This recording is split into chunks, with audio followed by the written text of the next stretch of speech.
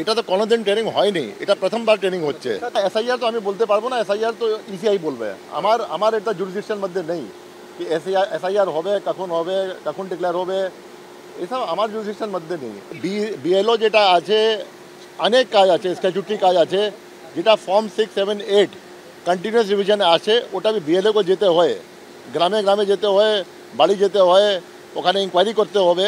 আর BLO যেটা আছে, যে ইসিআই জিও আছে, ও যে পুলিশ স্টেশন আছে ওখানেই বাসিন্দা আছে। যদি বিএলও হবে, আজ এসআইআর ওকে একবার লাইফে তো করতেই হবে। আগে তো এসআইআর অনেকবার হয়েছে।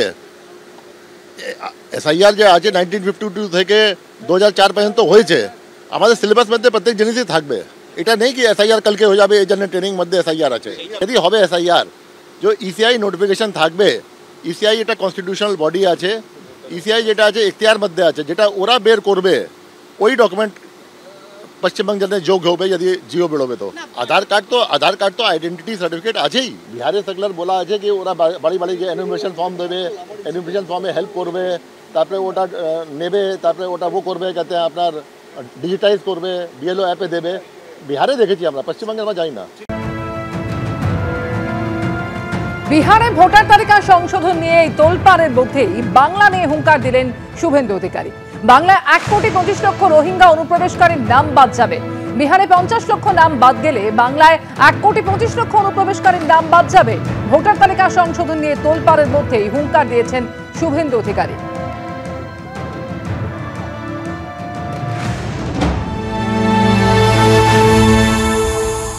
বিহারে যদি 50 লাখ বাদ যায়, এখানে 1,25,00,000 বাংলাদেশি মুসলমান আর রোহিঙ্গা বাদ যাবে। কেউ ভিসা করে এসছে আর ফিরে যায়নি, আর অনেকেই ভিসা না করে মমতার দয় বেড়া নেই, খোলা 540 কিলোমিটার ঢোকাচ্ছে, শেষ করে দিচ্ছে।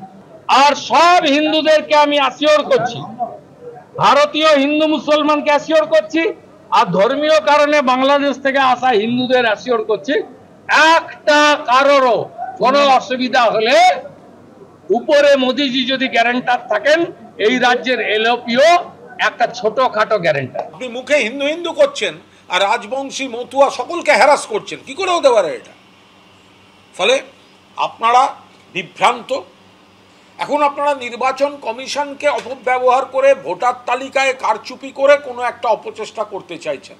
বাংলা সেটার বিরোধিতা করবে এবং বাংলা এবং বাঙালির সম্মান রক্ষায় আন্দোলন হবে।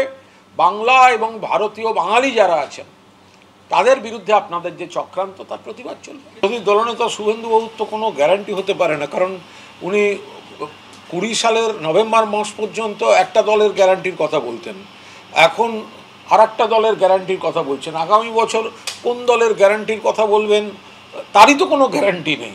ফলে এই ধরনের গ্যারান্টির কোনো গ্যারান্টির মাফিক গ্যারান্টি আছে কিনা সেটা নিয়ে একটা গ্যারান্টিগত প্রশ্ন থাকতে পারে। বিহারের ভোটার তালিকায় বিশেষ সংশোধন নিয়ে দিল্লিতে একজোট হতে দেখা গেছে বিরোধীদের। সংসদ চত্বরে লাগাতার বিক্ষোভ দেখিয়েছেন তারা। অভিযোগ তুলেছেন যে মোদী সরকারের কথায় কাজ করছে নির্বাচন কমিশন। অন্যদিকে বিরোধীদের বিক্ষোভে উত্তাল হয়েছে বিহার বিধানসভাও।